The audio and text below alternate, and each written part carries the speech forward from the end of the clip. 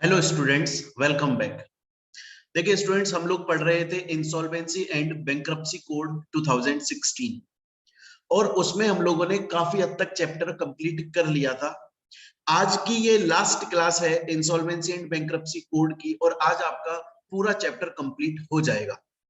But आज की class start करने से पहले मैं आपको थोड़ा सा रिवाइज कराना चाहूंगा, क्योंकि आज का जो हम टॉपिक पढ़ने वाले हैं वो सब कुछ हमने जो पहले पढ़ा हुआ है, ये चैप्टर हमने जो प्रीवियस 3 क्लासेस पढ़ी हुई हैं उनसे रिलेटेड है। तो एक बार उसको रिवाइज करना बहुत ज्यादा जरूरी है। बड़े ध्यान से सुनिएगा बच्चों। मैंने आप लोगों को बोला था कि इंसॉल्वेंसी एंड बैंक्रप्सी कोड 2016 के अंदर आया था, 2016 में आया था। और क्यों आया था? इसलिए आया था कि कोई भी कंपनी अगर सिक बन गई है, मतलब कोई भी कंपनी जिसके अंदर प्रॉफिट नहीं है, जो फाइनेंशियली सिक्योर नहीं है, जो लॉस मेकिंग कंपनी बन चुकी है, उस कंपनी को रिवाइव करो, उस कंपनी को दोबारा से प्रॉफिट मेकिंग कंपनी के अंदर कन्वर्ट कर दो, रिवाइटल की गोली दे दो। तो पहला ये मेन पर्पस था इंसॉल्वेंसी एंड बैंक्रप्सी कोड 2016 लाने का, कि अगर कोई भी कंपनी जिसकी फाइनेंशियल पोजीशन अच्छी नहीं है, जो प्रॉफिट मेकिंग कंपनी नहीं है, जिसके अंदर लॉसेस बहुत ज्यादा हो रहे हैं, जो कंपनी सिक बन गई है, उस कंपनी को पहला मेन ऑब्जेक्टिव कोशिश करी जाए कि उसे रिवाइव कर दिया जाए, रिहेबिलिटेट कर दिया जाए, उसे दोबारा से प्रॉफिट मेकिंग कंपनी बना दिया जाए।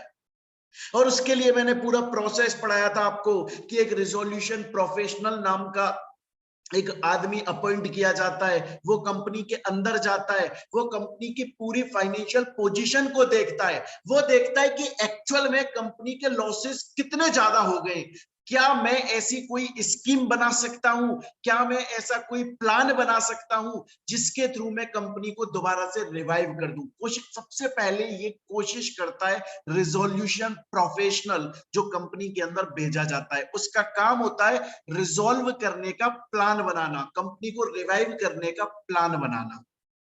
लेकिन बच्चों, मैंने आपको एक साथ में एक बात और बताई थी कि अगर मानकर चलिए कि पूरी कोशिश कर ली गई, इंसॉल्वेंसी एंड बैंक्रप्सी कोड 2016 के अंदर पूरी कोशिश कर ली गई कि भैया कंपनी को रिवाइव कर दें, रिवाइव कर दें, रिवाइव कर दें, कंपनी बंद ना हो, कंपनी को प्रॉफिट मेकिंग में कन्वर्ट कर दो, कंपनी चलती रहे, कोई ना कोई प्लान स्कीम बना के कंपनी को दोबारा कंटिन्यू करो।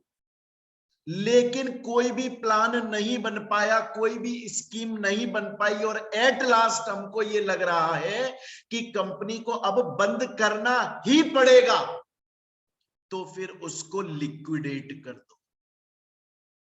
ये बात मैंने आप लोगों को इंसॉल्वेंसी एंड बैंक्रप्सी कोड में पढ़ाया था कि जब ये कोड आया था, जब ये लॉ आया था, इसका मेन ऑब्जेक्टिव था जो भी लॉस मेकिंग कंपनी है उसे रिवाइव करके प्रॉफिट मेकिंग में कन्वर्ट कर दो। लेकिन अगर आपने सब तरह से हाथ पैर मार लिए फिर भी ये पॉसिबल नहीं है कि उस कंपनी को रिवाइव किया जा सकता है, रिहेबिलिटेट किया जा सकता है, वो कंपनी गर्त में जा चुकी है और उस कंपनी को रिवाइव करने का अब कोई चांस नहीं है, तो फिर उस कंपनी को लिक्विडेट दिया जाए, उस कंपनी को बंद कर दिया जाए।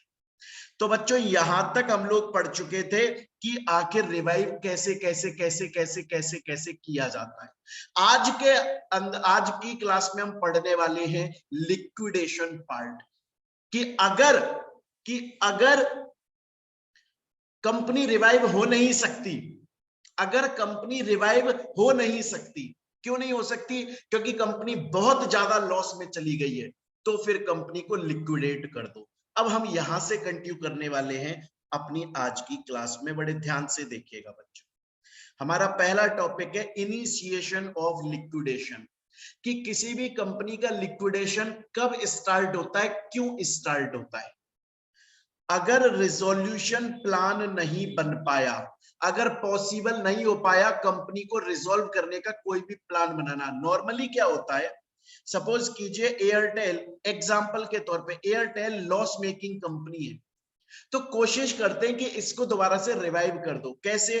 कोई भी प्रॉफिट मेकिंग कंपनी हो, कोई भी प्रॉफिट मेकिंग कंपनी हो, उसके अंदर इसको मर्ज कर दो या इसका उससे टेक ओवर करवा दो, या इसके अंदर अगर ज्यादा एम्प्लॉइज हैं तो उनको एक्सपेल कर दो, या इसकी ब्रांचेस ज्यादा खुली हुई हैं, 2-3 को बंद कर दो, लॉस कम हो जाएगा। ऐसे करके कोशिश करी जाती है कंपनी को रिवाइव करने की। लेकिन अगर पॉसिबल नहीं है और रिजोल्यूशन प्लान नहीं बन पा रहा है तो फिर उसको लिक्विडेट किया जाता है। तो कोई भी आपसे पूछे कंपनी को लिक्विडेट कब किया जाता है, बहुत सारे वजह होती हैं, बहुत सारे रीजंस होते हैं।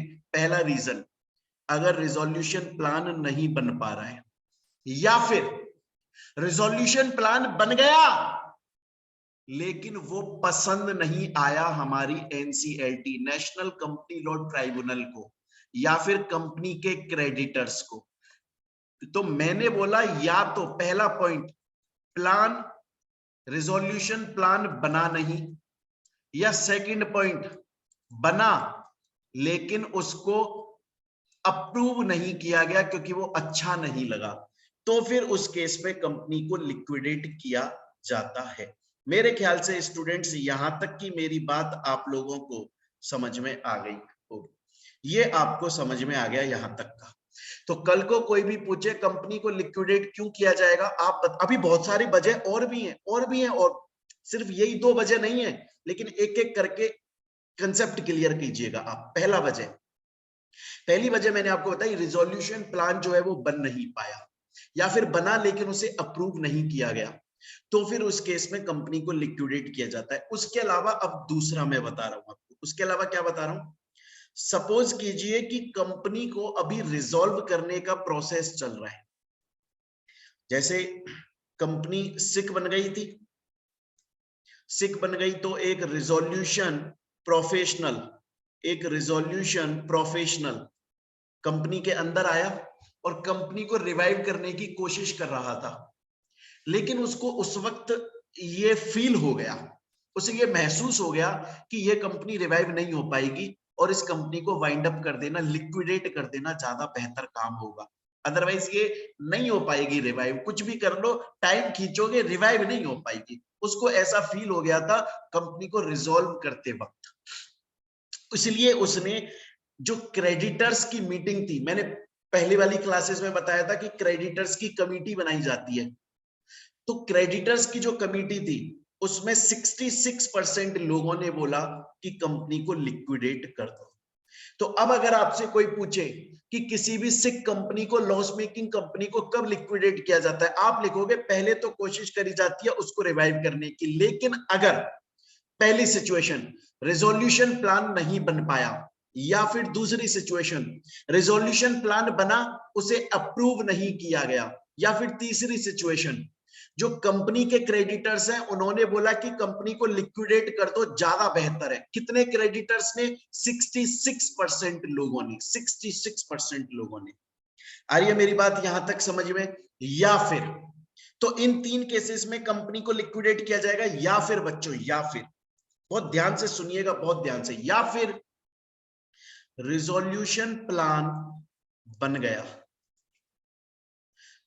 और उसे इंप्लीमेंट करना चालू भी हो गया, लेकिन जब रिजोल्यूशन प्लान बना था ना कि कंपनी को हम ऐसे ऐसे रिजॉल्व करेंगे, तो जो हमारी एडजुडिकेटिंग अथॉरिटी है, जो हमारी एप्लीकेबल अथॉरिटी है, NCLT, national company law tribunal, उस नेशनल कंपनी लॉ ट्राइब्यूनल ने बोला था कि जब तक ये रिजोल्यूशन प्लान को इंप्लीमेंट किया जा रहा है कंपनी के ऊपर, कॉर्पोरेट डेटर के ऊपर, तब तक कुछ कंडीशन बताई कि कंपनी ये काम नहीं करेगी, कंपनी ये काम नहीं करेगी। आज आप एक कंपनी हो, आप लॉस मेकिंग कंपनी हो, बड़ी मुश्किल से आपके लिए रिजोल्यूशन प्लान बनाया गया आपको रिवाइव करने का, आपसे बोला गया कि जब ये हम प्लान को इंप्लीमेंट कर रहे हैं आपको रिवाइव करने के लिए कुछ काम मत कीजिएगा वरना ये प्लान फेल हो जाएगा, आपने वो काम कर दिए। आपने एनसीएलटी की कंडीशंस को, उनकी ऑर्डर को कॉन्ट्रावीन कर दिया, तोड़ दिया, ब्रीच कर दिया, वॉयलेट कर दिया, लॉ के खिलाफ चले गए, एनसीएलटी के खिलाफ चले गए, और जब रिजोल्यूशन प्लान को इंप्लीमेंट किया जा रहा था एनसीएलटी एडजुडिकेटिंग अथॉरिटी ने बोला था कुछ काम मत करना, कर दिए आपने, गलत कर दिया आपने, तो उस केस में भी लिक्विडेट कर दिया जाएगा। तो बच्चों अब दोबारा से रिवाइज कर देता हूं, अगर आपके एग्जाम में क्वेश्चन आ जाए कि कोई भी सिक कंपनी, लॉस मेकिंग कंपनी को कौन कौन सी सिचुएशंस में लिक्विडेट किया जा सकता है, 4 सिचुएशन बतानी है आपको।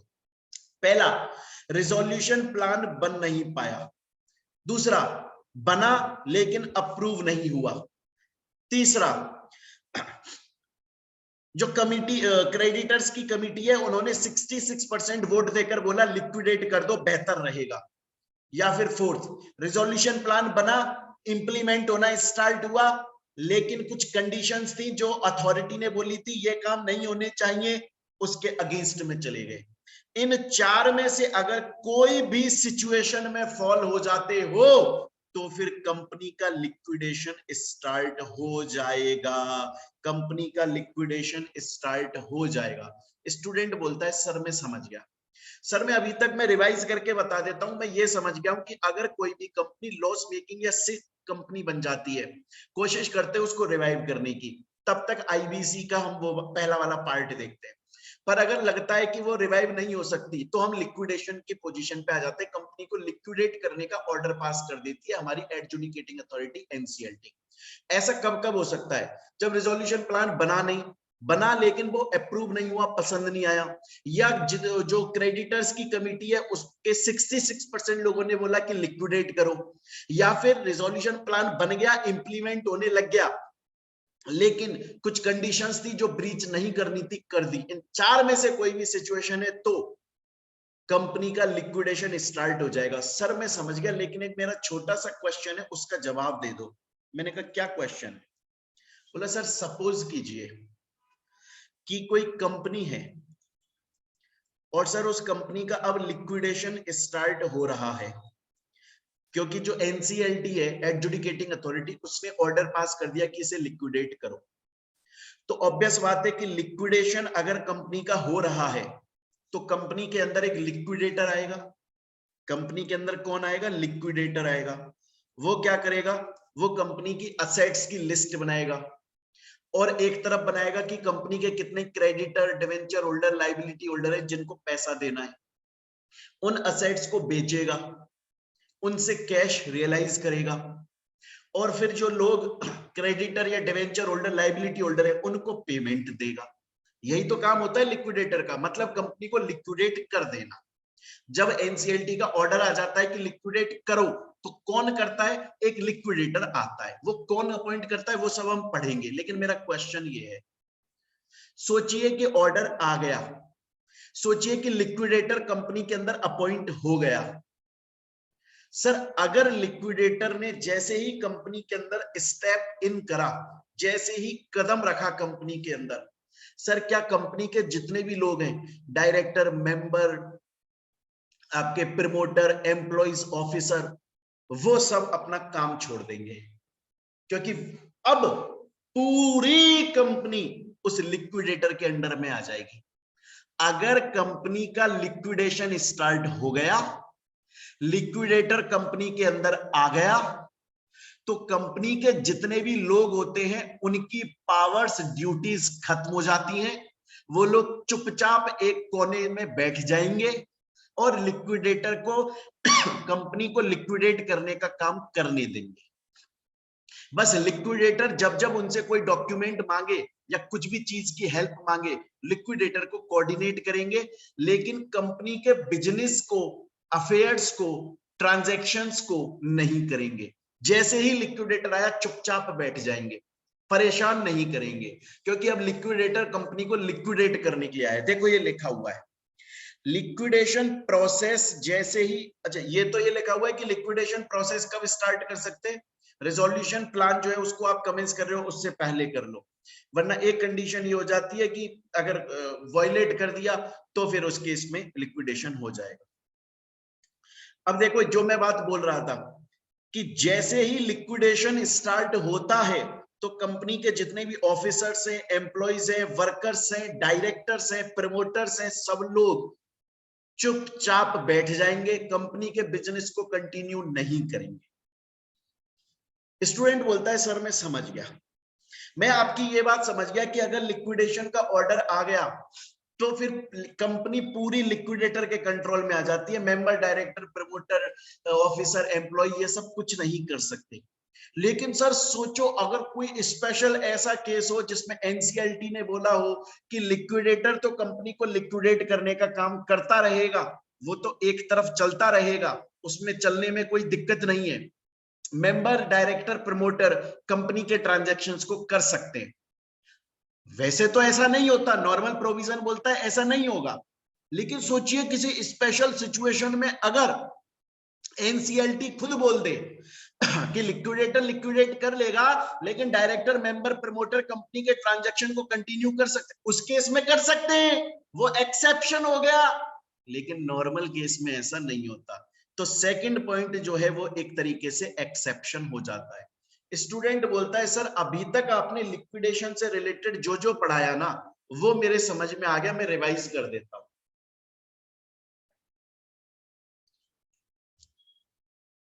सर अभी तक आपने मुझे ये पढ़ाया है कि से कंपनी का लिक्विडेशन चार में से किसी भी कंडीशन की वजह से हो सकता है, सिचुएशन की वजह से हो सकता है। पहला, या तो रिजोल्यूशन प्लान बना ही नहीं।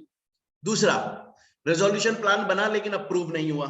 तीसरा, क्रेडिटर्स की जो कमिटी है उसके 66% लोगों ने बोला लिक्विडेट करो। या फिर फोर्थ, रिजोल्यूशन प्लान को जब इंप्लीमेंट कर रहे हैं हम तो एनसीएलटी ने कुछ कंडीशंस बोली हैं, उनको ब्रीच नहीं करना था लेकिन कर दिया। इस केस में लिक्विडेशन स्टार्ट हो जाएगा। एक बार स्टार्ट हो गया, कंपनी के अंदर member, director, promoter, officer, employ जो सब है उनकी ड्यूटीज खत्म, बस लिक्विडेटर अब अपने हिसाब से काम करेगा। Normal provision. एक्सेप्शन कि लिक्विडेटर काम करेगा, बाकी लोग भी काम कर सकते हैं। वो कब? जब एनसीएलटी खुद ऑर्डर देकर ये बात बोल दे। स्टूडेंट बोलता है मेरे को समझ में आ गया, कोई दिक्कत नहीं है, लेकिन अब मेरा एक क्वेश्चन है। मैंने कहा बोलो क्या क्वेश्चन है? बोला सर बड़ा सिंपल सा क्वेश्चन है, क्वेश्चन बड़े ध्यान से सुनिएगा। बोला सर सपोज कीजिए एयरटेल कंपनी लॉस मेकिंग बनी, तो उसको रिवाइव करने का सोचा गया। आपने बताया रिवाइव करने के लिए कंपनी में रिजोल्यूशन प्रोफेशनल नाम का एक बंदा आया। उसका काम था कैसे भी करके कोई प्लान बनाना और कंपनी को रिवाइव कर देना, लेकिन ऐसा नहीं हो पा रहा है और अब कंपनी को लिक्विडेट करने का ऑर्डर पास हो चुका है। समझ गए हम यहां तक? अब लिक्विडेशन किया जाएगा, उसको करने के लिए एक लिक्विडेटर आएगा। सर मेरा क्वेश्चन सिर्फ इतना सा है कि जो रिजोल्यूशन प्रोफेशनल जो पर्सन है, जो अभी तक कंपनी को रिवाइव करने का कोशिश कर रहा था और उसको पता है कि रिवाइव नहीं हो सकती, इसीलिए उसने बोला लिक्विडेशन करवा दो, क्या जरूरी है कि हम बाहर से कोई नया लिक्विडेटर अपॉइंट करें? जो बंदा अभी तक हमारी कंपनी में एज रिजोल्यूशन प्रोफेशनल का काम कर रहा था, कंपनी को रिवाइव करने की कोशिश कर रहा था, क्या हम उसी को ही लिक्विडेटर नहीं बना सकते? बना सकते। रिजोल्यूशन प्रोफेशनल लिक्विडेटर की तरह काम कर सकता है। अभी तक वो क्या कर रहा था? अभी तक वो कंपनी को रिवाइव करने का काम कर रहा था। अब हम उसको किस पोजीशन पे ले रहे हैं? लिक्विडेटर की। सेम बंदे को। क्या ऐसा हो सकता है? हो सकता है, हो सकता है। सर कब हो सकता है? तब हो सकता है जब एनसीएलटी तैयार हो। एनसीएलटी एडजुडिकेटिंग अथॉरिटी बोले इस रिजोल्यूशन प्रोफेशनल को आप लिक्विडेटर की तरह रखना चाहते हैं और इसी से ही कंपनी को लिक्विडेट करवाना चाहते हैं, क्योंकि ये कंपनी के बारे में बहुत कुछ जानता है, इसने कंपनी के स्टेटमेंट पढ़े हुए हैं, अभी तक ये कंपनी को रिवाइव करने की कोशिश कर रहा था, अब ये लिक्विडेट करने की कोशिश कर रहा है। आप रिजोल्यूशन प्रोफेशनल को ही लिक्विडेटर बना सकते हो, मुझे प्रॉब्लम नहीं है। अगर एनसीएलटी ये बात बोल दे, कंपनी के बोर्ड ऑफ डायरेक्टर्स और बाकी के लोग ये बात बोल दें, प्लस वो खुद रिजोल्यूशन प्रोफेशनल भी तैयार हो जाए। कौन कौन तैयार हो जाए? अगर एनसीएलटी मतलब वो अथॉरिटी तैयार हो जाए, कंपनी तैयार हो जाए और रिजोल्यूशन प्रोफेशनल खुद, अगर ये लोग तैयार हैं तो उस रिजोल्यूशन प्रोफेशनल को ही लिक्विडेटर की तरह काम करवा लिया जाएगा। लेकिन अगर इन तीन में से कोई एक भी तैयार नहीं है, अथॉरिटी तैयार नहीं है, या कंपनी तैयार नहीं है, या रिजोल्यूशन प्रोफेशनल तैयार नहीं है, वो अपनी कंसेंट, अपनी इच्छा मना कर रहा है मैं नहीं बनूंगा, तो फिर उस केस में कोई नया लिक्विडेटर अपॉइंट किया जाएगा। मैं दोबारा से बोल देता हूं बच्चों, बड़े ध्यान से सुन लो। जब कंपनी का लिक्विडेशन का ऑर्डर आ जाता है तो एक लिक्विडेटर अपॉइंट करना पड़ता है। अगर कंपनी को कोई प्रॉब्लम ना हो, एनसीएलटी अथॉरिटी है जो एडजुडिकेटिंग अथॉरिटी एनसीएलटी, उसको कोई प्रॉब्लम ना हो, और जो बंदा अभी तक रिजोल्यूशन प्रोफेशनल की तरह काम कर रहा था उसको प्रॉब्लम ना हो, मतलब तीनों लोग अगर तैयार हैं, तो जो पर्सन अभी तक रिजोल्यूशन प्रोफेशनल की तरह काम कर रहा था उसी को ही लिक्विडेटर की पोजीशन पे अपॉइंट कर। अगर इन तीन में से किसी को भी प्रॉब्लम है तो फिर वो रिजोल्यूशन प्रोफेशनल लिक्विडेटर की तरह काम नहीं कर पाएगा। हमें एक नया इंडिविजुअल पर्सन, हमें मतलब अथॉरिटी एनसीएलटी कोई नया लिक्विडेटर अपॉइंट करेगी। स्टूडेंट बोलता है समझ गया यार, मैं ये सब कुछ तो लिखा हुआ है आपने, एक एक चीज तो लिखी हुई है आपने, और दोबारा से वो बात लिखी हुई है जब लिक्विडेटर आ जाएगा तो कंपनी के लोग जो हैं उनका काम वहीं पे खत्म हो जाएगा, वो चुपचाप बैठ जाएंगे, लिक्विडेटर को कोऑर्डिनेट करेंगे। ये सब एक एक चीज आपने लिख दी सर यहाँ पे जो अभी तक बोला। आगे चलते हैं सर। सपोज करिए आपने दो सिनेरियो बोले। पहला सिनेरियो, अगर एनसीएलटी तैयार है, कंपनी तैयार है और वो रिजोल्यूशन प्रोफेशनल भी तैयार है, तीनों लोग तैयार है, तो वो लिक्विडेटर बन जाएगा। तीन में से कोई एक भी तैयार नहीं है तो फिर वो लिक्विडेटर नहीं बनेगा, फिर कोई नया बंदा लिक्विडेटर की तरह अपॉइंट किया जाएगा। सर वो नया बंदा जो लिक्विडेटर की तरह अपॉइंट किया जाएगा उसको अपॉइंट कौन करेगा? अपॉइंट तो एनसीएलटी करेगा। ठीक है सर, मैं समझ गया। जो पर्सन लिक्विडेटर की तरह कंपनी के अंदर अपॉइंट होगा उसको अपॉइंट एनसीएलटी करेगा, मैं ये समझ गया।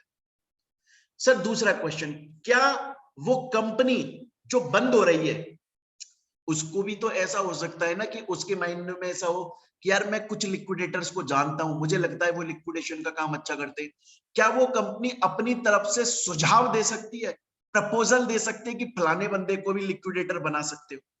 मुझे ये समझ में आ गया कि अगर वो रिजोल्यूशन प्रोफेशनल को आप लिक्विडेटर की तरह अपॉइंट नहीं कर रहे हो तो कोई नया बंदा लिक्विडेटर की तरह अपॉइंट होगा जो कंपनी को लिक्विडेट करेगा। मैं समझ गया।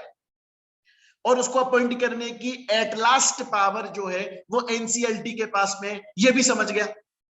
सर मैं तो बस आपसे एक छोटा सा क्वेश्चन पूछना चाहता हूं कि जो कंपनी लिक्विडेट हो रही है, कॉर्पोरेट डेटर कंपनी जिसको हम बोर्ड भी बोलते हैं, क्या वो खुद या फिर हमारा जो IBBI insolvency and bankruptcy board था वो खुद, कहने का मतलब है क्या कंपनी या insolvency and bankruptcy board of India IBBI अपनी तरफ से सुझाव दे सकते हैं क्या कि साहब फलाने बंदे को लिक्विडेटर बना लो? हाँ दे सकते हैं। सर कितने दिन के अंदर?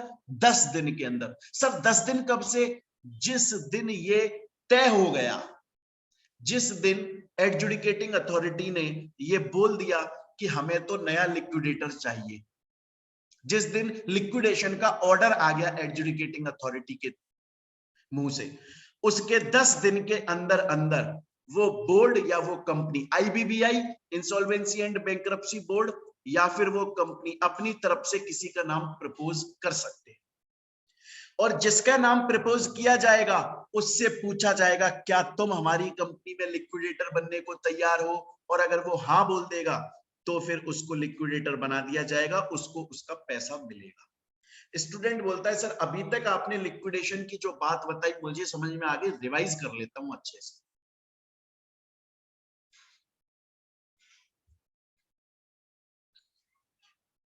अभी तक आपने मेरे को ये बताया है कि कंपनी का लिक्विडेशन कब कब स्टार्ट होगा। या तो रिजोल्यूशन प्लान बना नहीं, या बना रिजोल्यूशन प्लान बना लेकिन वो अप्रूव नहीं हुआ, या फिर क्रेडिटर्स की जो कमिटी है उसके अंदर 66% लोगों ने बोला कि लिक्विडेट करना फायदेमंद है, या फिर रिजोल्यूशन प्लान को जब इंप्लीमेंट करेंगे तो एक कंडीशन थी, एनसीएलटी ने बोला था ये सब काम मत करना, वो कर दिए, तो उस केस में लिक्विडेशन होगा। और एक बार लिक्विडेशन का ऑर्डर आ गया, लिक्विडेटर आ गया, तो कंपनी के बाकी लोग शांत बैठ जाते हैं और लिक्विडेटर को सिर्फ कोऑर्डिनेट करते हैं। कंपनी के ट्रांजैक्शन में कंपनी के ट्रांजैक्शन बंद हो जाते हैं। हालांकि ऐसा नहीं होता, एक्सेप्शन नॉर्मल केसेस में ऐसा होता है, एक्सेप्शन अगर एनसीएलटी बोले कि काम भी चलने दो तो बात अलग है।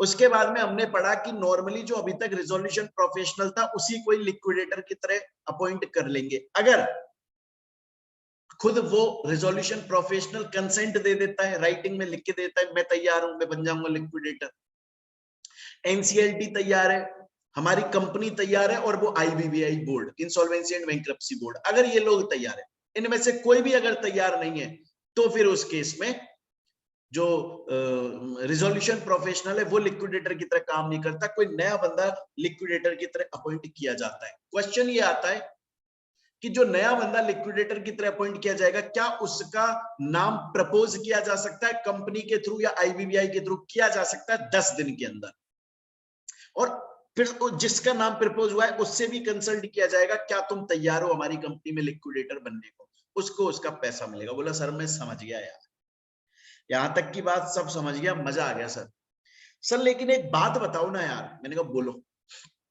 सपोज करो सर लिक्विडेटर आ गया कंपनी में, सपोज करो लिक्विडेटर आ गया कंपनी में, सर मेरे को सिर्फ इतनी सी बात बता दो, जब लिक्विडेटर कंपनी में आ जाएगा उसके बाद वो करेगा क्या, उसकी पावर्स क्या है, उसकी ड्यूटीज क्या है? बहुत पावर है यार। एक बार जो स्क्रीन पे लिखा है उसे मत पढ़ो बच्चों, मत पढ़ो। मैं आपसे बड़ी ही प्रैक्टिकल बात करता हूं, बड़ी प्रैक्टिकल बात। सोचो खुद, कोई कंपनी बंद होने वाली है, एक बाहर से बंदा आया है जिसको कंपनी को इजीली बंद करा देना है, बड़े प्यार से, बिना लफड़े झगड़े के, जैसे घर में शादी करवा देनी है ना, उसे बंद करवा देना है, कंपनी बंद करवा देनी। सबसे पहले वो ये देखेगा कि कंपनी के टोटल क्रेडिटर्स कितने हैं जो कंपनी से पैसा मांगते हैं, कंपनी के डेटर्स कितने हैं जो कंपनी को पैसा देंगे, कंपनी की असेट्स कितनी है जिसको बेच के हम पैसा ला सकते हैं, क्या कंपनी के ऊपर कोई केस चल रहा है तो उसको रुकवाऊं, या कंपनी के नाम से किसी और के ऊपर अभी केस करना है जिससे हम पैसा ला सके। अगर मैं कुल मिलाकर बात बोलूं ना बच्चों, अगर आप स्क्रीन पे ना देखो और आप पॉइंट्स को याद ना करो तो भी आप अपनी मर्जी से लिख के ला सकते हो, सब पॉइंट सही होंगे। कोई भी बंदा जो कंपनी में कंपनी को बंद कराने आया है वो क्या करेगा? वो लिस्ट बनाएगा, क्रेडिटर्स कितने, डेटर्स कितने, डिवेंचर होल्डर कितने, लाइबिलिटी होल्डर कितने, असेट्स कितनी है, कितने में बिक के हमारे पास में पैसा आ जाएगा, क्या कंपनी पे कोई केस चल रहा है, क्या कंपनी के नाम से किसी के ऊपर अभी हमें केस करना चाहिए। यही चीजें तो करेगा, और क्या करेगा? वो कंपनी को बंद कराना है यार उसको भाई। देखो वो ये देखेगा कि टोटल क्रेडिटर्स कितने हैं, उसके अलावा वो ये भी देखेगा कि जो लोग बोल रहे हैं कि मैं कंपनी का क्रेडिटर हूं, मैं कंपनी का क्रेडिटर हूं, मैं भी कंपनी से पैसे मांगता हूं, मैं भी कंपनी से पैसे मांगता हूं, सच में है क्रेडिटर या बस ऐसे ही मुंह उठा के चले आ रहे हैं? तो ये भी देखा जाएगा। कंपनी की असेट्स वसेट्स कितनी है ना, उनको इवेल्युएट किया जाएगा कितने में बिक जाएंगी, और हर वो काम करेगा जो लिक्विडेशन प्रोसेस को इजी कर देता हो। देखो सब कुछ एज इट इज वही लिखा है। अगर कोई प्रोमिसरी नोट या नेगोशिएबल इंस्ट्रूमेंट, आपने पढ़ा होगा ना, सीएमए फाउंडेशन के अंदर भी पढ़ा है, इंटर में भी पढ़ा है, और नॉर्मल लाइफ में भी पढ़ा है कि बहुत बार आपको पैसा देना होता है या पैसा लेना होता है तो उसके लिए नेगोशिएबल इंस्ट्रूमेंट इशू कर देते हैं, वो भी कर सकता है। कंपनी के ब्याह पे सब कुछ कर सकता है कंपनी को लिक्विडेट कराने के लिए, कंपनी के ब्याह पे केस भी कर सकता है, या कंपनी पे कोई केस है उसको भी बचा सकता है। स्टूडेंट बोलता है मैं सब समझ गया सर, लेकिन मेरा एक डाउट है। आपने बोला कि जब कंपनी के अंदर लिक्विडेटर आएगा तो वो लिक्विडेटर जो है वो तय करेगा कितने क्रेडिटर्स हैं, कितने डेटर हैं, कितने लाइबिलिटी होल्डर हैं, कितनी असेट्स हैं, असेट्स कितने में बिक जाएंगी, कितने में नहीं बिकेंगी, कोई केस करना है, केस से बचाना है, ये सब कर लेगा। सर अगर लिक्विडेटर को, जो बंद करा रहा है कंपनी को, लिक्विडेटर अगर उसको कभी बाई चांस ऐसा लगता है कि यार मुझे तो कंपनी के शेयर होल्डर से मीटिंग करनी है तभी मैं लिक्विडेट कर पाऊंगा अच्छे से, या मुझे फलाने क्रेडिटर से मीटिंग करनी है, मुझे फलाने डेटर से मीटिंग करनी है, मुझे फलाने मेंबर से मीटिंग करनी है, क्या वो कर सकता है? यस यस यस कर सकता है। वो मीटिंग कर सकता है, किसी के भी साथ कर सकता है। इसीलिए हमने लिखा है कंसल्टेशन विद स्टेक होल्डर, क्योंकि स्टेक होल्डर में सब आ जाते हैं, member, creditor, debtor, debenture holder, liability holder, even हमारा कॉम्पिटिटर, कस्टमर, सब आ जाते हैं। अगर लिक्विडेटर को ऐसा लगता है तो वो किसी के भी साथ में मीटिंग कर सकता है, और पहली बात सोचो, अगर कंपनी के 40 क्रेडिटर है, कंपनी के कितने क्रेडिटर हैं? 40 क्रेडिटर्स है। लिक्विडेटर ने उनमें से सिर्फ एक के साथ मीटिंग करी। 39 को ऐसा लगता है यार इस एक के साथ में क्या मीटिंग कर ली भैया लिक्विडेटर ने, कहीं ऐसा तो नहीं है पूरा पैसा इसी को ही दे रहा है लिक्विडेटर पैसा खा के। अगर बाकी के लोग जिनके साथ में अभी तक कंसल्टेशन नहीं हुई है, जिनके साथ में मीटिंग नहीं हुई है, अगर वो जानना चाहते हैं कि जिस जिसके साथ में मीटिंग या कंसल्टेशन हुआ है क्या डिस्कस हुआ है, उसको बताया जाएगा। स्टूडेंट बोलता है मैं सब समझ गया सर, यहां तक आपने अभी तक जो जो पढ़ाया वो मैं पूरा समझ चुका हूं, एक बार रिवाइज कर लो जल्दी से। बच्चे बोलते हैं सर रिवाइज बहुत ज्यादा कराते हो। अरे कराते हैं इसीलिए तो भाई साहब याद रहता है आपको, तभी तो पास होते हो आप। पढ़ तो खुद भी लोगे आप, जल्दी से देख लो। लिक्विडेशन कब कब शुरू हो सकता है? 4 कंडीशन पड़ी थी। पहला, रिजोल्यूशन प्लान या तो बनता नहीं है या बनता है अप्रूव नहीं होता है। कमिटी जो है क्रेडिटर्स की उसके 66% लोग बोलते हैं लिक्विडेट कर दो, या फिर रिजोल्यूशन प्लान को इंप्लीमेंट करते वक्त एक कंडीशन एनसीएलटी ने बोला था ये ब्रीच मत करना, वो कर दी गई है। एक बार लिक्विडेटर अपॉइंट हो जाता है बाकी सबकी ड्यूटीज वहां पे खत्म हो जाती है, हालांकि वो अपना काम कर सकते हैं अगर एनसीएलटी ने ये बात बोली हो तो।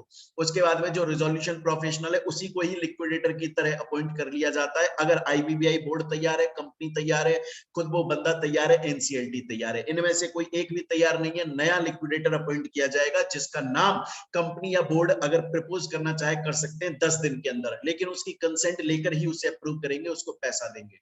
उसकी पावर या ड्यूटीज क्या होती हैं? वो कंपनी के अंदर आएगा, चेक करेगा कितनी असेट्स हैं, कितनी उनकी वैल्यू है, ये कितने में बिक जाएंगी, कितने क्रेडिटर हैं, क्या सच में वो बंदा क्रेडिटर है, क्या मैं मानूं उसको क्रेडिटर या नहीं मानूं, कितने सिक्योर्ड है, कितने अनसिक्योर्ड है, कंपनी पे केस अगर हो रखा है तो उसे रोक दूं, कंपनी के नाम से किसी के ऊपर केस करना है तो वो मैं कर दूं, और उसके अलावा अगर उसे किसी भी पर्सन के साथ में कंसल्टेशन या मीटिंग करनी है तो वो कर सकता है। अगर बाकी के लोग बोले तुमने क्या डिस्कस किया तो उनको बता देगा मैंने ये डिस्कस किया। स्टूडेंट बोलता है सर यहां तक आपने जो पढ़ाया है ना वो मुझे सब समझ में आ गया, अब सर मुझे आगे का बताओ। बता देता हूं, बड़े ध्यान से सुनिएगा, बड़े ध्यान से। अब बड़े ध्यान से ऐसा सुन लो बच्चों, सपोज करिए, सपोज मैंने आपको बोला कि एक कंपनी है जैसे रिलायंस,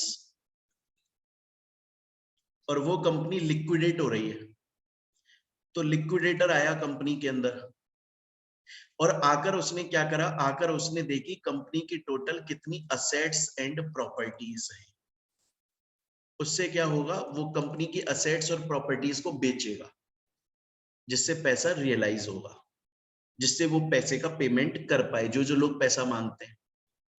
तो सर जो असेट्स और प्रॉपर्टीज अवेलेबल हैं जिनको बेचकर कैश रियलाइज करके पैसे का पेमेंट किया जा सकता है, मतलब जो डिस्ट्रीब्यूशन के लिए अवेलेबल है असेट्स और प्रॉपर्टीज, उनको लीगल भाषा में क्या नाम दिया जाता है? उसको लिक्विडेशन एस्टेट बोला जाता है। स्टूडेंट्स अगर एग्जाम में क्वेश्चन आ जाता है व्हाट इज लिक्विडेशन एस्टेट, तो लिख दीजिएगा वो कंपनी जो लिक्विडेट हो रही है उसकी वो असेट्स वो प्रॉपर्टीज जो कि अवेलेबल है डिस्ट्रीब्यूशन के लिए, उन्हें लिक्विडेशन एस्टेट बोला जाता है कि ये लिक्विडेशन एस्टेट है इस कंपनी का।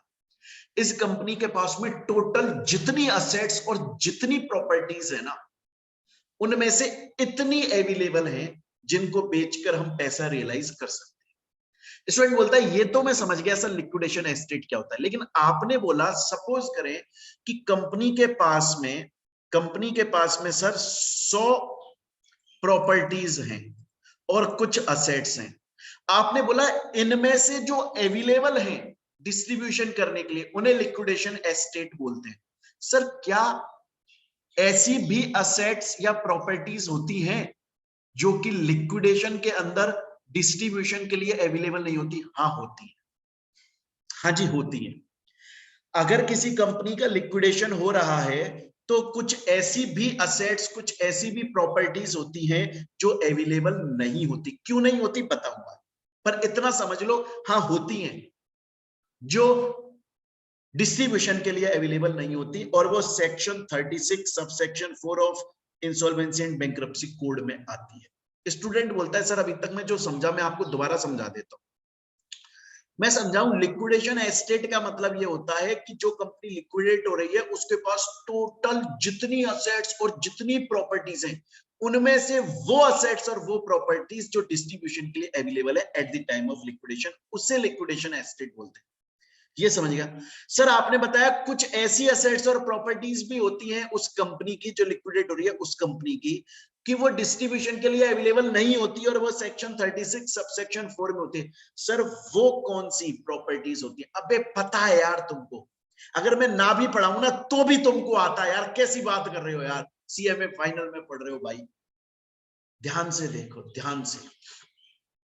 और मैं ना आपको वो कौन कौन सी असेट्स या प्रॉपर्टीज होती हैं मैं आपको ऐसे डायरेक्टली बस समझाऊंगा नहीं, क्वेश्चन पूछूंगा आप खुद बोलोगे हाँ सर ये तो नहीं है। सपोज करो कंपनी की कोई प्रॉपर्टी या कोई असेट उसने पहले से किसी पर्टिकुलर आदमी, बैंक, किसी के भी नाम पे सिक्योर कर दी, तो वो वाली प्रॉपर्टी तो उसके लिए सिक्योर हो गई ना। जैसे एग्जांपल के तौर पे देखो, मैं आपको समझाऊं, एग्जांपल के तौर पे समझो आप, एग्जांपल के तौर पे समझो कि एयरटेल कंपनी के पास में 100 प्रॉपर्टीज है, लेकिन उसमें से 5 प्रॉपर्टीज एयरटेल ने एचडीएफसी के नाम पे सिक्योर कर दी, क्योंकि एचडीएफसी से लोन लिया था तो एचडीएफसी के नाम पे 5 प्रॉपर्टीज सिक्योर कर दी, इसीलिए तो एचडीएफसी को सिक्योर्ड क्रेडिटर बोला जाएगा। तो अब जब लिक्विडेटर आएगा एयरटेल कंपनी में एयरटेल को लिक्विडेट कराने, तो वो 100 की 100 प्रॉपर्टीज को थोड़ी ना बेच सकता है, वो सिर्फ 95 प्रॉपर्टीज को बेच पाएगा, क्योंकि 5 प्रॉपर्टीज डिस्ट्रीब्यूशन के लिए अवेलेबल नहीं है कि किसी को भी डिस्ट्रीब्यूट कर दो, वो पहले से फिक्स है कि वो एचडीएफसी के नाम पे जाएंगी, वरना उसका पैसा डूब जाएगा। इसी तरह से अगर कंपनी की कोई प्रॉपर्टी बेलमेंट किसी के पास में गिरवी पड़ी हुई है या फिर उस पर कोलेट्रल चल रहा है, तो स्टूडेंट बोलता है सर 2 पॉइंट तो समझ में आ गए। पहला पॉइंट समझ में आ गया कि अगर प्रॉपर्टी किसी थर्ड पार्टी के पास में रखी हुई है या फिर उस पर बेलमेंट चल रहा है। सर इसके अलावा अगर कोई कंपनी है तो उस कंपनी की असेट्स और प्रॉपर्टीज जो है उनको बेच सकता है लिक्विडेटर। कंपनी के मेंबर, कंपनी के एम्प्लॉइज, उनके प्रोविडेंट फंड को, उनके पैसे को थोड़ी ना, तीसरा उनके पैसे को नहीं बेच सकता। उनका क्यों? कंपनी का बेचो ना। आज मैं किसी में काम करता हूं, मैं किसी कंपनी में, वो कंपनी बंद होने पे आ गई, मेरे को थोड़ी ना लूट लोगे भाई, कंपनी की असेट्स बेचकर जो पैसा आ रहा है उससे पेमेंट दे दो। तो कौन कौन सी प्रॉपर्टीज असेट्स अलाउड नहीं है? अगर किसी के पास में बेलमेंट पड़ी हुई है, अगर किसी के पास में पहले से सिक्योर्ड है, अगर उनके ऊपर कोई कोलेट्रल चल रहा है, कंपनी के मेंबर्स या वर्कर्स का कोई खुद की इनकम अगर है, तो उस केस में वो अलाउड नहीं है। उसके है ना, देखो ये लिखा हुआ, ये लिखा हुआ। उसके अलावा सोचिए हम एयरटेल कंपनी को लिक्विडेट कर रहे हैं, एयरटेल कंपनी की 3-4 सब्सिडरी हैं और ये मेन होल्डिंग है, हम इस वाली को लिक्विडेट कर रहे हैं, तो इनके असेट्स को थोड़ी ना यूज में ले लोगे, इनकी तो सेपरेट सेपरेट लीगल एंटिटी पढ़ा तो है। अगर कोई एक कंपनी को आप लिक्विडेट कर रहे हो तो उसकी जो सिस्टर कंसर्न कंपनीज है, होल्डिंग, सब्सिडरी, एसोसिएट, ग्रुप, उनको थोड़ी ना बेच दोगे यार। देखो ये लिखा हुआ है। तो बच्चों ये तो लिक्विडेशन एसेट क्या है? वो असेट्स प्रॉपर्टी जो लिक्विडेशन के टाइम पे डिस्ट्रीब्यूशन के लिए अवेलेबल है, लेकिन जो अवेलेबल नहीं है वो भी है सेक्शन 36 सबसेक्शन 4 में। स्टूडेंट बोलता है यहां तक मैं सब समझ गया सर, मक्खन एकदम मजा आ रहा है मेरे को, आगे चलता, आगे चलते हैं। बड़े ध्यान से समझिएगा, अब जो मैं पढ़ाने वाला कुछ इंपॉर्टेंट नोट्स पढ़ने वाले हैं, वो बड़े ध्यान से देखिए आप। क्वेश्चन ये आता है कि सर सपोज करो एनसीएलटी ने ऑर्डर पास कर दिया कि कंपनी को लिक्विडेट किया जाए। ओके, कर दिया।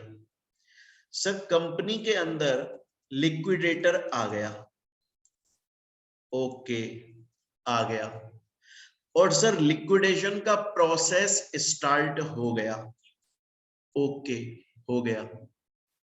तो सर क्या जो क्रेडिटर्स हैं कंपनी के, वो लिक्विडेटर के पास में आकर अपना अपना क्लेम देंगे कि मैं इसका लिक्विडेटर हूं। लिक्विडेटर को बताएंगे तो सही ना? हाँ जी बताएंगे।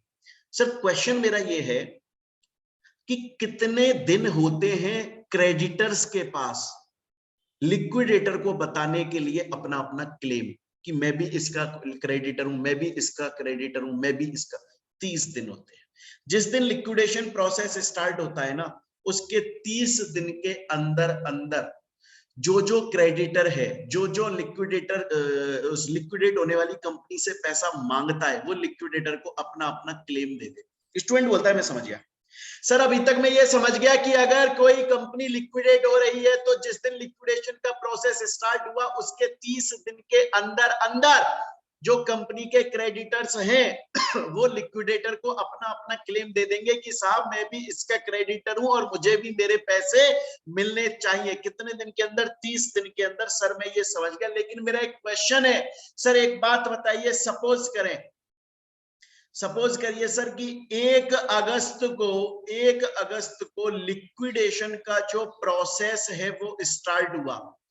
आप बोल रहे हो उसके 30 दिन के अंदर, मतलब 30 अगस्त तक क्रेडिटर्स अपना क्लेम दे दें।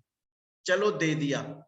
सर एक बात बताओ, अगर किसी क्रेडिटर को ये लगता है कि यार मैंने गलत क्लेम दे दिया, मुझे नहीं देना चाहिए था, मैं तो इस कंपनी का क्रेडिटर हुई नहीं, हाँ तो वो विड्रॉ कर सकता है 14 दिन के अंदर। जिस दिन उसने क्लेम दिया उसके 14 डेज के अंदर वो अपने क्लेम को विड्रॉ कर सकता है।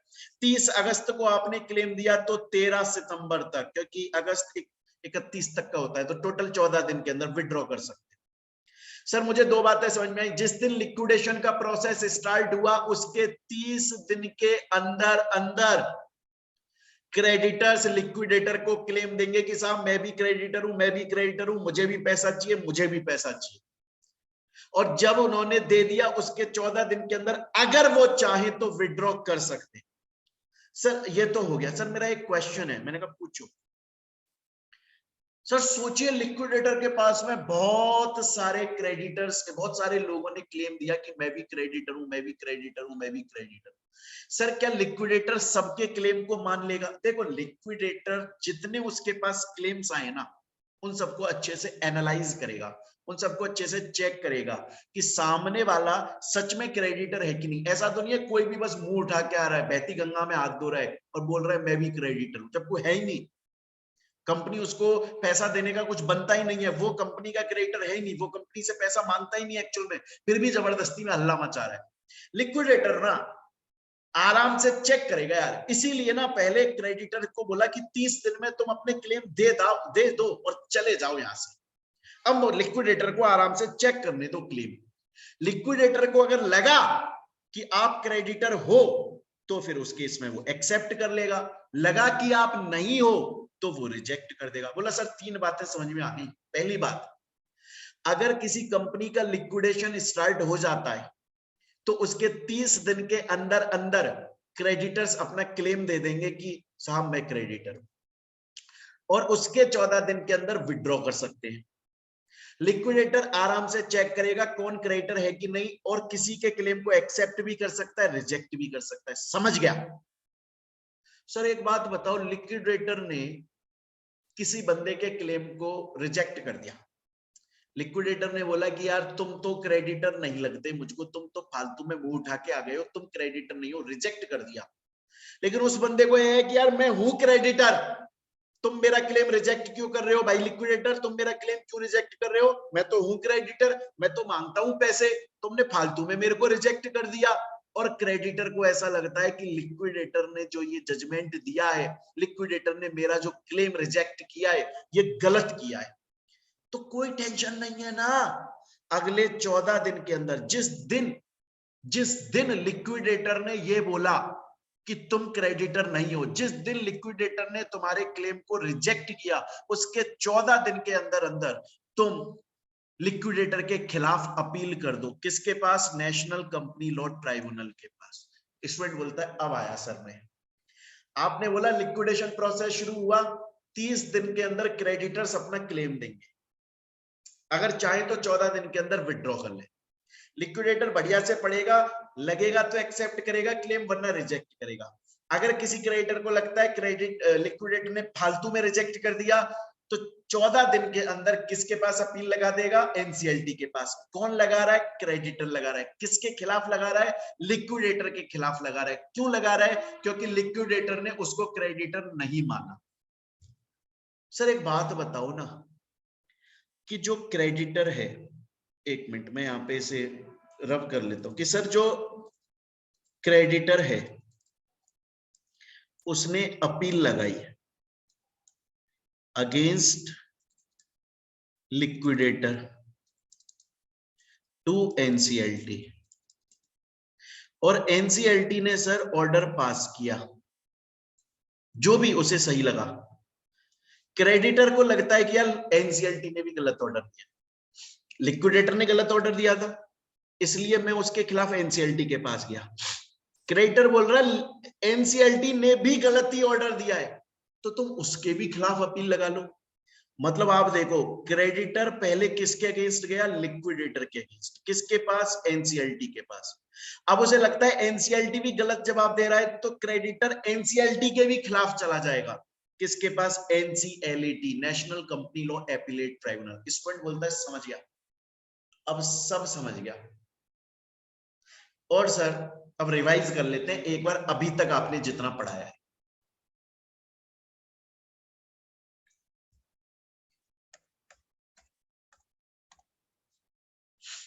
आपने ये पढ़ाया है सर अभी तक कि लिक्विडेशन प्रोसेस कब कब स्टार्ट हो सकता है। लिक्विडेशन प्रोसेस तब तब स्टार्ट हो सकता है जब या तो रिजोल्यूशन प्लान नहीं बना लेकिन अप्रूव नहीं हुआ, या क्रेडिटर्स की जो कमिटी है उसके अंदर 66% लोगों ने बोला कि लिक्विडेट करो, या फिर रिजोल्यूशन प्लान को जब हम इंप्लीमेंट करना चाहते थे तो एनसीएलटी ने बोला था कि ये कंडीशन है, इसको ब्रीच मत करना, वो कर दी। एक बार लिक्विडेटर कंपनी में आ गया तो बाकी के member, promoter, director, officer, employ सब कोने में बैठ जाएंगे। नॉर्मल प्रोविजन ये है। लेकिन अगर एनसीएलटी ने बोल दिया कि नहीं वो भी काम कर सकते हैं, तो वो कर लेंगे। जो रिजोल्यूशन प्रोफेशनल है उसी को लिक्विडेटर बना लेंगे हम। अगर खुद वो रिजोल्यूशन प्रोफेशनल तैयार है, अपनी कंसेंट दे देता है, कंपनी तैयार है, बोर्ड तैयार है और एनसीएलटी तैयार है, कोई भी अगर तैयार नहीं है तो फिर उस केस में नया रिजोल्यूशन लिक्विडेटर अपॉइंट होगा, जिसका नाम आप 10 दिनों के अंदर अंदर प्रपोज कर सकते हो, हालांकि उससे पूछा जाएगा। उसकी पावर्स और ड्यूटीज क्या होंगी? वो कंपनी में आएगा, असेट्स की लिस्ट बनाएगा, क्रेडिटर की लिस्ट बनाएगा, उनके क्लेम को चेक करेगा, डेटर की लिस्ट बनाएगा, कंपनी के नाम पे किसी के ऊपर केस कर सकता है, किसी और ने कंपनी के ऊपर केस किया है, कंपनी को डिफेंड कर सकता है। अगर किसी मेंबर, प्रमोटर, डायरेक्टर, किसी भी स्टेक होल्डर से अगर उसको मीटिंग करनी है, कंसल्टेशन करनी है, कर सकता है। लोग पूछे तुमने क्या उससे मीटिंग करी, तो उसको जवाब दे देगा मैंने ये करी थी।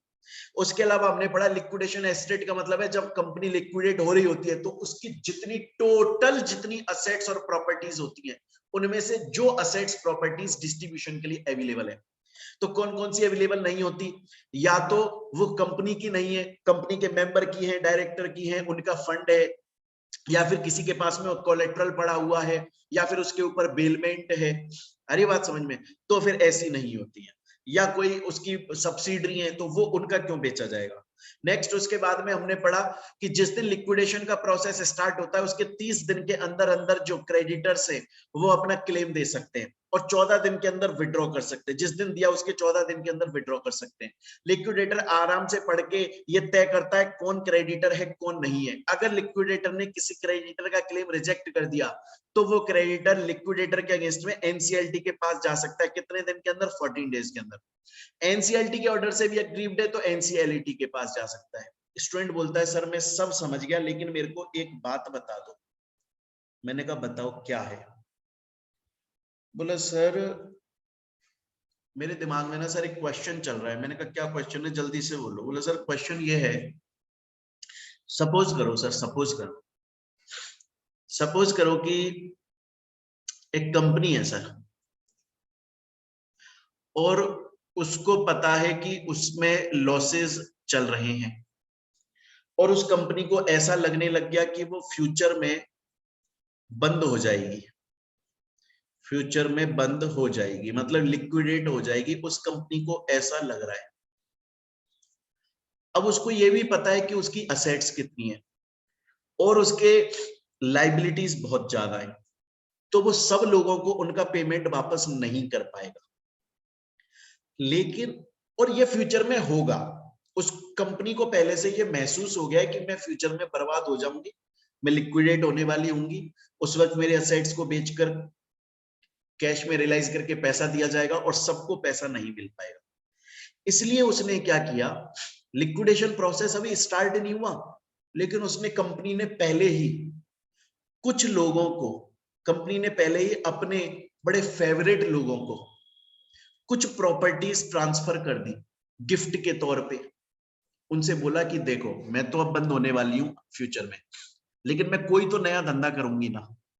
वो ओनर बोल रहा है, मान लो अंबानी साहब बोल रहे हैं कि देखो यार रिलायंस तो बंद होने वाला है, मेरे बस की नहीं है और तुम सबको पेमेंट नहीं मिल पाएगा, लेकिन तुम मेरे खास चुनिंदा लोग हो, मैं कोई नया धंधा करूंगा तो फिर मैं तुमसे तो बिजनेस करूंगा ना, इसलिए मैं तुमको ना पहले से ही कुछ प्रॉपर्टीज दे देता हूं। जिस दिन लिक्विडेट होंगे उस दिन मेरे पास उतनी प्रॉपर्टीज होंगी ही नहीं, तो तुम तो सिक्योर हो जाओगे ना, तुम्हें तुम्हारा पैसा मिल जाएगा। तो अंबानी साहब अब क्या कर रहे हैं, अंबानी साहब जो है ना वो लिक्विडेशन का प्रोसेस स्टार्ट होने से पहले ही कुछ लोगों को पेमेंट दे रहे हैं, प्रॉपर्टीज ट्रांसफर कर रहे हैं, जितने की वैल्यू है उससे कम पे ट्रांसफर कर रहे हैं या एज गिफ्ट दे रहे हैं। ये जो हो रहा है ना, इसको प्रेफरेंशियल ट्रांजैक्शन बोला जाता है। इसको क्या बोला जाता है, इसको प्रेफरेंशियल ट्रांजैक्शन। और ये मैंने लिखा भी हुआ है बच्चों, देखो ये मैंने एक एक चीज यहाँ पे क्लियरली आपको लिखी हुई है, पढ़ने को भी मिलेगी। जो कॉर्पोरेट डेटर मतलब कंपनी है, वो पहले से ये अवेयर हो जाती है कि अब उसका फ्यूचर में लिक्विडेशन पॉसिबल हो जाएगा और ऑर्डर आने वाला होगा। इसीलिए वो क्या करती है, लोगों को ना पहले प्रेफरेंस देके इंटरेस्टेड लोगों को थोड़ा थोड़ा पैसा या थोड़ी थोड़ी प्रॉपर्टी गिफ्ट के नाम पे, अंडर वैल्यू के नाम पे दे देती है। अब देखो दो तरीके हो सकते हैं। पहला, कंपनी ने ऐसा जानबूझ के किया कि ठीक है थोड़ी बहुत इनको दे दो, कंपनी फ्यूचर में बंद होगी तो ये लोग तो मेरे अंटे में रहेंगे ना। अगर ऐसा जानबूझ के किया है तो ये गलत है, तो ये गलत है बच्चों। तो फिर उस केस में एनसीएलटी ये बोलेगा कि आपने जो प्रॉपर्टीज ऐसे ट्रांसफर करी थी वो गलत करी थी और वो प्रॉपर्टीज वापस यहां पर आएंगी कंपनी में, उनको बेचा जाएगा और जो पैसा आएगा वो सब में बटेगा। ऐसा नहीं है, किसी का लॉस नहीं कर सकते क्योंकि वो आपने जानबूझ के गलत किया। लेकिन अगर कभी ऐसा हो कि कंपनी को पता ही ना हो कि मैं फ्यूचर में लिक्विडेट होने वाली हूं और कंपनी से बाई चांस ऐसा हो गया, मतलब कंपनी ने जो किया वो गुड फेथ में किया, तो फिर उस केस में एनसीएलटी बोलेगा देखो इसमें कंपनी की गलती नहीं है, कंपनी को पता ही नहीं था वो फ्यूचर में लिक्विडेट होने वाली है, उसने तो अपना पैसा चुकाने के लिए लोगों को प्रॉपर्टीज दे दी थी। अब फ्यूचर में वो लिक्विडेट हो रही है उसे थोड़ी ना पता था। अगर जानबूझ के नहीं किया तो प्रॉब्लम नहीं है बच्चों, जानबूझ के किया है तो फिर उस केस में उसे वॉइड करार दे दिया जाएगा और वो प्रॉपर्टी वापस आ जाएगी। स्टूडेंट बोलता है सर मैं जो समझाना मैं दोबारा से समझाता हूं आपको। क्या, अगर कोई कंपनी लिक्विडेट होने वाली है, उसको अभी लिक्विडेट हो नहीं रही है लेकिन उसको यह महसूस हो गया कि फ्यूचर में वो लिक्विडेट हो जाएगी, तो उसने क्या किया, अपनी कुछ प्रॉपर्टीज पहले से अपने इंटरेस्टेड लोगों को ट्रांसफर कर दी। कैसे, गिफ्ट के तौर पे फ्री दे दी या जितने की वैल्यू है उससे कम पे दे दी। तो ये तो गलत किया ना, क्योंकि ये तो फ्रॉड किया। क्योंकि कंपनी ऐसा नहीं करती तो वो प्रॉपर्टी कंपनी के सभी लोगों के लिए अवेलेबल होती, वो प्रॉपर्टी बिकती, पैसा आकर सब में बंटता। लेकिन कंपनी ने कुछ लोगों को प्रेफरेंस देने के लिए वो पहले से ट्रांसफर कर दिया। अगर कंपनी ने जानबूझ के ऐसा किया तो ये गलत है और वो ट्रांजैक्शन सही नहीं है। वो प्रॉपर्टीज वापस कंपनी पे आ जाएंगी, वो बेची जाएंगी, सबको पैसा मिलेगा। लेकिन कंपनी ने ऐसा जानबूझ के नहीं किया तो कोई प्रॉब्लम नहीं।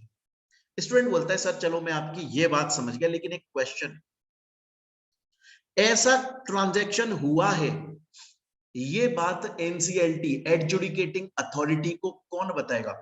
या तो देखो उसे खुद पता लग सकता है या फिर इवन कोई क्रेडिटर चाहे ना तो वो भी एप्लीकेशन दे सकता है। तो बच्चों ये जो है ना, और ये वाला टॉपिक भी सेम जो मैंने आपको बताया ना वही सेम एज इट इज वही का वही। स्टूडेंट बोलता है यहां तक मैं समझ गया सर, आपने अभी तक जितना पढ़ाया वो मैं सब समझ चुका हूं, मुझे क्लियर हो चुका है। अब बस हम अपने लास्ट टॉपिक पर आ चुके हैं स्टूडेंट, और अब ये चैप्टर आपका खत्म होने वाला है। मैं एक बार और रिवीजन करा देता हूं अभी तक जितना पढ़ा उसका, जिससे ये चैप्टर आपको बहुत ही अच्छे से समझ में आ जाएगा।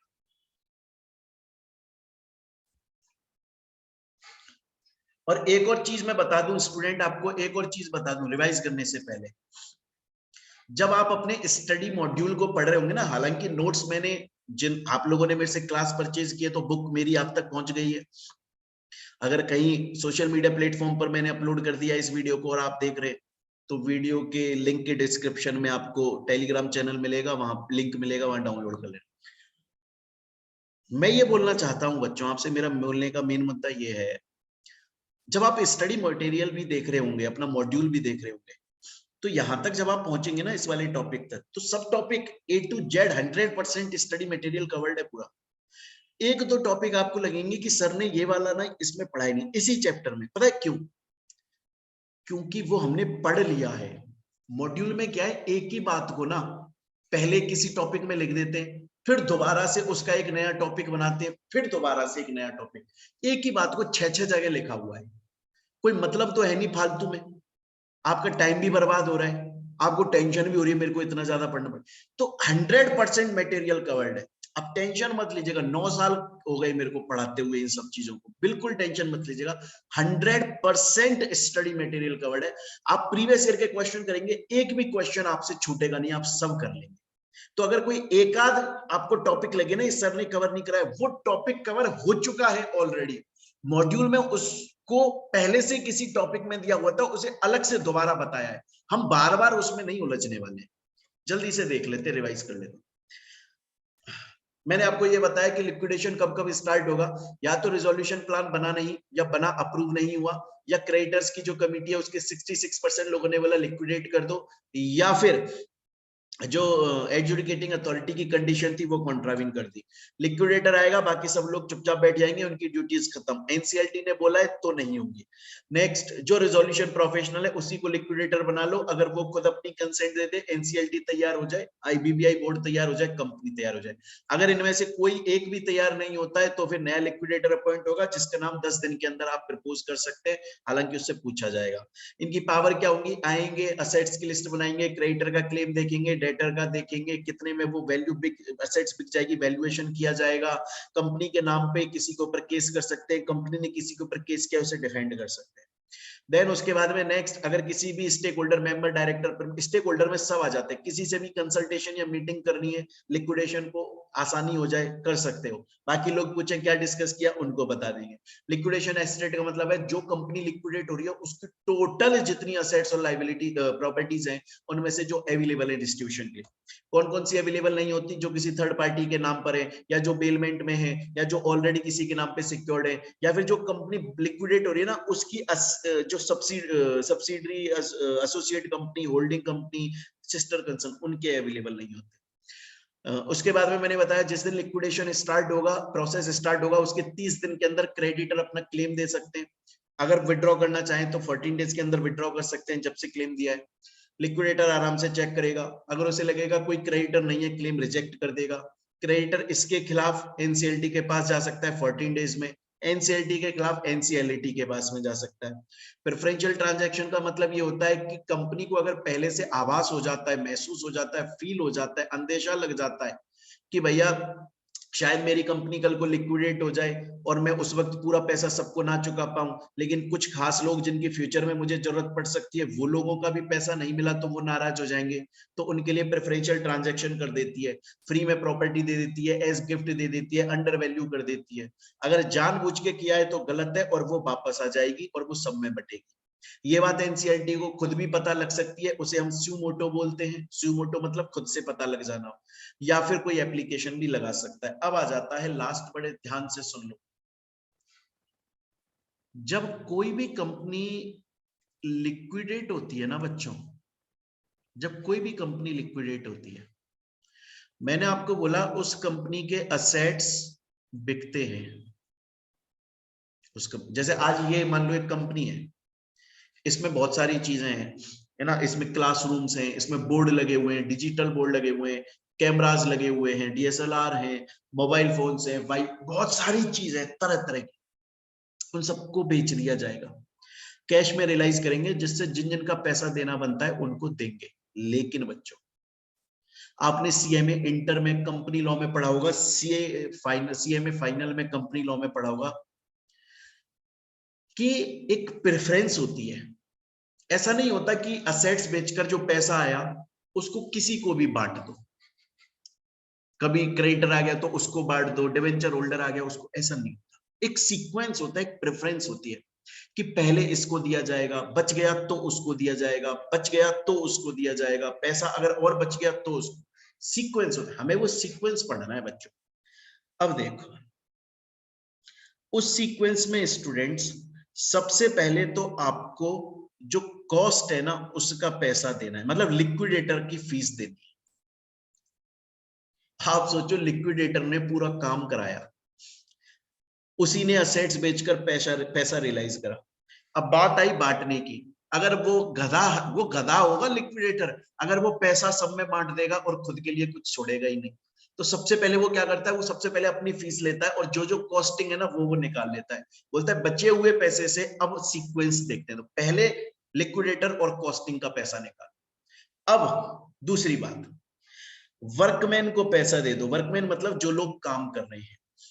24 मंथ्स, जिस दिन आपका लिक्विडेशन हो रहा है ना उसके, आप सब जो लिक्विडेशन हो रहा है आज तो आज से 24 महीने पहले चले जाओ, 24 मंथ्स, और इन 24 मंथ्स में जो जो वर्कमैन है जिसका पैसा ड्यू है उसका पैसा दे दो। तो पहली सीक्वेंस कॉस्ट, पहली सीक्वेंस किसकी हो गई, कॉस्टिंग और लिक्विडेटर का पैसा, दूसरा वर्कमैन, तीसरा सिक्योर्ड क्रेडिटर। और वर्कमैन और सिक्योर्ड क्रेडिटर ये इक्वली रहते हैं। नेक्स्ट, पिछले जिस दिन लिक्विडेशन स्टार्ट हो रहा है उसके 12 महीने पहले चले जाओ, और इस टाइम पे कोई भी अगर ऐसा बंदा है जिसके वेजेस ड्यू हैं तो उनको उनका पेमेंट दो। उसके बाद अनसिक्योर्ड, ये रटना है बच्चों, आपको रटना है, बस मैं समझा रहा हूं, रटना है बाकी। उसके अलावा सेंट्रल गवर्नमेंट का पैसा, तो फर्स्ट पे लिक्विडेटर कॉस्टिंग, दूसरे पे सिक्योर्ड क्रेडिटर और वर्कमैन 24 महीने पहले वाला, थर्ड पे कौन आ गया, 12 महीने के वेजेस, फोर्थ पे आ गया अनसिक्योर्ड क्रेडिटर, देन उसके बाद में सेंट्रल गवर्नमेंट, देन उसके बाद में बाकी के जो डेट्स बच जाते हैं, देन प्रेफरेंस शेयर होल्डर, और सबसे लास्ट इक्विटी शेयर होल्डर अगर कुछ पैसा बचता है। स्टूडेंट बोलता है सर सब समझ आ गया, क्लियर हो गया, कोई दिक्कत वाली बात नहीं है सर, बस एक बात बताओ, आपने बोला कि अगर रिजोल्यूशन प्लान नहीं बन पा रहा है या और भी वजह, तो एनसीएलटी बोलेगा लिक्विडेट कर दो, फिर सर लिक्विडेटर आ जाएगा या रिजोल्यूशन प्रोफेशनल को लिक्विडेटर बना लेंगे, असेट्स को बेच देगा, कैश में रियलाइज कर लेगा, आपने ये जो सीक्वेंस बताया उसमें पेमेंट दे देगा, सब हो गया, सब हो गया, सब हो गया, सब हो गया, कुछ नहीं बचा, सब हो गया। अब हो गई लिक्विडेट, अब हो गई कंपनी लिक्विडेट, अब हो गई कंपनी डिसॉल्व, अब हो गई कंपनी खत्म। अब आरओसी, रजिस्ट्रार ऑफ कंपनीज, जो रजिस्टर बनाता है ना, कंपनी लॉ में पढ़ा होगा आपने, कंपनी लॉ में मैंने पढ़ाया भी हुआ है आप लोगों को, इंटर में भी पढ़ाया था, फाइनल में भी पढ़ाया है कि आरओसी एक रजिस्टर बनाता है, और उस रजिस्टर में उस स्टेट के अंदर जितनी कंपनीज है उन सबका नाम लिखता है, उसे हम रजिस्टर ऑफ कंपनीज बोलते हैं। आरओसी उस रजिस्टर में से उस कंपनी का नाम काट देगा, क्योंकि कंपनी डिसॉल्व हो गई, कंपनी खत्म हो गई, कंपनी एग्जिस्ट नहीं करती। क्या सर आप मेरे से ये बोलना चाह रहे हो कि हमने जितना प्रोसेस पढ़ा है अगर वो सब हो जाता है, अगर सबको सबका पैसा मिल गया, मैटर खत्म हो गया, कंपनी लिक्विडेट हो गई, हाँ तो कंपनी डिसॉल्व हो गई, कंपनी खत्म हो गई, कंपनी का नामो निशान नहीं है। आरओसी वो जो रजिस्टर है ना जिसमें सभी कंपनीज का नाम है, उसमें से उस कंपनी का नाम काट देगा कि अब ये एग्जिस्ट नहीं करती, जिंदा नहीं है, इसका अस्तित्व नहीं है। इवन जो हमारा एनसीएलटी और सेंट्रल गवर्नमेंट ने एनसीएलटी को पावर दे दी है, ऑफिशियल गैजेट सरकारी रजिस्टरों में लिख देगा फलानी कंपनी बंद हो गई, पब्लिक में छप जाएगा, न्यूज़पेपर में छप जाएगा। और वो कंपनी डिसॉल्व हो जाएगी अगर हमने इससे पहले जो पढ़ा है सब काम हो जाता है। तो स्टूडेंट्स यहां पर आकर आपका इंसॉल्वेंसी एंड बैंक्रप्सी कोड खत्म होता है। मैंने आप लोगों को बोला था सीएमए फाइनल के अंदर इंसॉल्वेंसी और बैंक्रप्सी कोड जो है वो 10 नंबर का है, 10 नंबर का है, 10 मार्क्स का। और बच्चों ये पूरा मैंने आपको कंप्लीट करवा दिया है, नोट्स मेरे बुक आप तक पहुंच गई है। अगर नहीं है, आप सोशल मीडिया पे देख रहे हो तो टेलीग्राम चैनल का लिंक है, वहां जाके डाउनलोड कर लेना, फ्री के नोट्स पढ़े। उसके अलावा यहाँ और मैंने जो पढ़ाया वो पूरा स्टडी मटेरियल कवर्ड है बच्चों, इसको अच्छे से पढ़ लो, 10 मार्क्स आपके हाथ में आ जाएंगे। अगर स्टूडेंट्स आप लोग क्लासेस परचेज करना चाहते हैं, मेरे पास बहुत बार आता है कि सर हमको आपकी क्लासेस बहुत अच्छी लगती हैं और जो आपके नोट्स में आप बड़ा फ्लो चार्ट और एग्जांपल से समझाते हो इससे अच्छा समझ में आता है, तो सर हमें क्लास परचेज करनी है। कर सकते हैं आप, ये जो नंबर आपको दिखाई दे रहा है इस नंबर पर आप कॉल कर लीजिए, व्हाट्सएप कर दीजिए, टेलीग्राम पे मैसेज कर दीजिए, मेरी पूरी टीम है वो आपको आंसर देगी। बहुत ही नॉमिनल फीस होती है, सबसे कम फीस होती है हमारी। उसमें आपको क्लासेस तो मिलती ही मिलती हैं, प्लस नोट्स मिलते हैं, प्लस आपके टेस्ट भी होते हैं, प्लस आपकी क्वेरीज है वो भी सॉल्व करते हैं। अगर कोई जून 2022 का स्टूडेंट है तो उनके लिए तो हमारे इंस्टीट्यूट की तरफ से बहुत बड़ा ऑफर चल रहा है। आप किसी भी सब्जेक्ट की अगर रिकॉर्डिंग परचेज करेंगे मात्र 2000 रुपये में आपको मिल जाएगी। अनलिमिटेड व्यूज होते हैं हमारे, हमेशा अनलिमिटेड, जब तक आपका, जिस दिन आपका एग्जाम होगा तब तक आप 1000 लाख करोड़ जितना बार चाहे उतनी बार रिवाइज करें, कोई प्रॉब्लम नहीं है। तो अगर क्लासेस परचेज करनी है बच्चों, इस नंबर पर आप कांटेक्ट करके क्लास परचेज कर सकते हैं। चलिए, थैंक यू स्टूडेंट्स, यहां पर आपका ये चैप्टर खत्म होता है। Thank you.